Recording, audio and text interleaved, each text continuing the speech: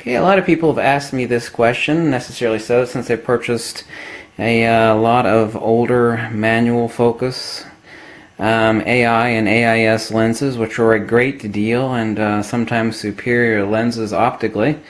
How to use them on their DX or FX camera, both how to focus them optimally and how to set them up, and let's take a look at that.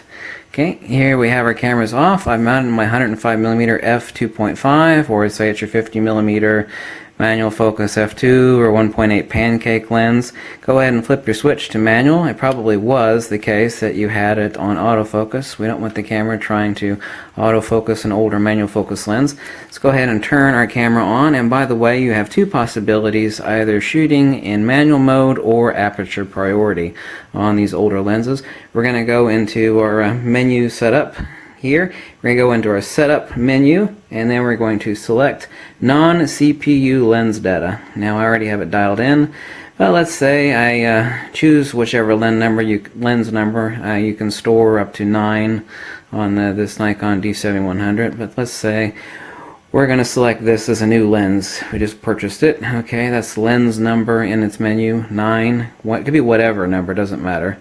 And I'm going to change the focal length down to, a little too fast there, it's a 105mm. Scroll down a little further, and we're going to change the aperture to into 2.5, which is what we have. We have 105mm f2.5 AI Nikon. Then we're going to hit enter to OK, and so now the lens, the camera knows what lens is sitting on the front of it since it has non-CPU lens data. And let me go and adjust the manual focus ring here, and as you can see, as I manually adjust the aperture ring, the camera will sense that. Now let's first go into aperture priority. Now what will happen here is that obviously you adjust the aperture yourself, and the camera will choose the appropriate shutter speed. Now I only shoot in manual, and I am able to both adjust my shutter speed back here, but also my aperture up here. And that is how you use and set up a manual focus lens on your Nikon D7000, D810, D750, D600 series camera. Now the fastest way to autofocus on one of these older manual focus AI or AIS lenses on your current Nikon DSLR is one of two things you need to take into important consideration. A, your depth of field, so that if you're shooting in an object that you have a little bit of leeway. Now obviously at an aperture of 2.5 or less, you get a 2.8 or 2.5, you know, you have a shallow depth of field, so you really got to be right on your focus, but you want to capture the shot fast, and it's a misnomer. While it does take skills and a good bit of training, doesn't take ultimately that much. If you realize that I have X amount of leeway, that I set my depth of field, that I have enough ambient light, that my depth of field is not extremely important in this picture, and I'm capturing more of an action shot, that you can set your appropriate depth of field first and get to a hair of where it is perfectly red as accurate. And I don't even look at the autofocus confirmation focus dot in my viewfinder. And the easiest way, fastest way to manually focus your lens, let me see where I can get it here so you can see on the camera, is I'll do what I call a rocker method. I get close, I'll get in like this, there we go. So I'm further away, okay, I got another object over here, here we go. You just narrow in just like a ball bearing that's actually sliding to a point in a groove. That's exactly what you're doing to your manual focus lens. Just think of a ball bearing dropped into a little half pipe. You do this number. You're actually going, you're narrowing it down really fast. Okay, I've got a close object I want to focus in at. Okay, there we go. Boom. Okay, there we go. Boom. Some people actually make the mistake of doing this, and they get frustrated with the manual focus lenses, or their eyesight's not that good. They'll actually roll past it, they'll let go, they'll roll past it there and come back and do this number. I see people doing that all the time. The best way, the fastest way, especially if you're shooting any sort of action shots at all, and some people consider that to be a total pain in the fanny to manual focus any sort of action shots. Now if we're talking about bicyclists, that even with skills is a bit of a pain in the fanny, but you know, as long as it's not moving radically fast, you're not shooting a NASCAR rally or something, for example, you can, with very amateur skills, teach yourself in a very short period of time how to fast manual focus your lens. And this is the trick. Just remember that ball bearing analogy. So when you're out in the field and you've forgotten about this crazy video that you watched just now, that at least you could remember the ball bearing analogy of a ball bearing actually rolling through a half pipe, just like that. And that's exactly what I'm doing in manually focus. Okay, I come there we go. Okay, there we go. Over here, like that. There we go. So don't make the mistake everybody else is like, oh, okay, there we go, a little past it, a little before it, back, back, back. Okay, big mistake. I see everybody do that. This is the way you do it. Okay, I'm close, back, boom.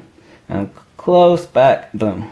So I'm going to do this in slow motion. What I'm doing, if I'm going too fast for you, is I'll actually roll over to what I'm focusing at.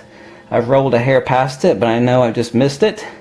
I'll roll a hair before it, then I'll roll right there to the middle because I feel the travel in my fingers, and you'll get used to that.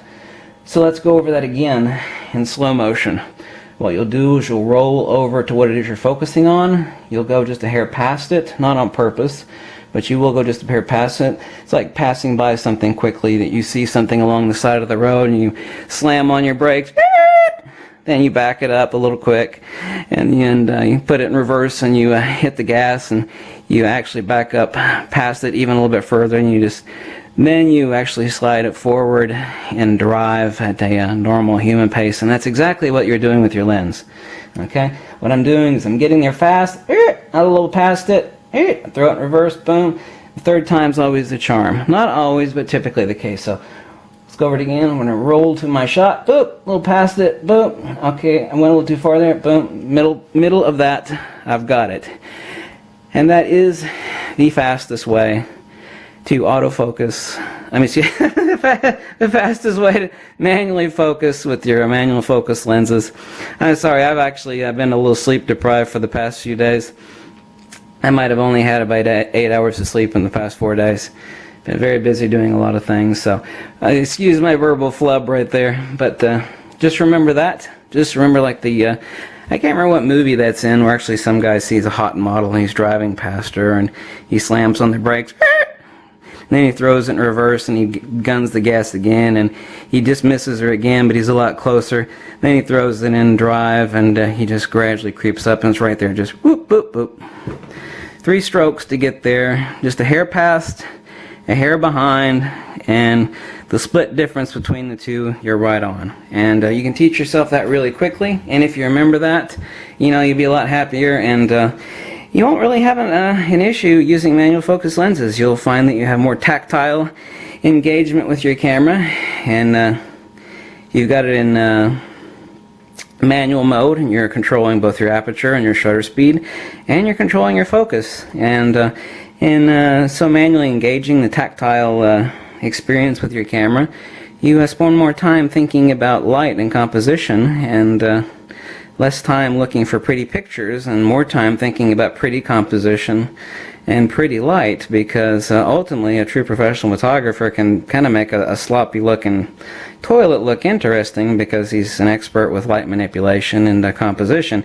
That might gross people out, but they'll go, that's a pretty well done picture, even though it's pretty gross. You actually should spend a month on the tactile engagement of your camera. Not saying you should do it all the time. Obviously, most professionals are shooting 70% aperture priority, the remaining percent in manual mode, and if they can't catch it fast enough, they'll throw it in program mode. There's nothing wrong with doing that here and there in slices, but don't get lazy. Don't become the couch potato and have your camera sitting in pussy mode all the time. Program mode. Anyway, there's another video from the Angry Photographer. So that is how you set up and use, and the fastest way to focus your old-timey yet optically superior and very cheap in price manual focus lens on your DSLR. So if you have any questions, let me know. If you like this video, you can always drop a buck or two. You don't have to do anything. I'm just glad to help. Okay?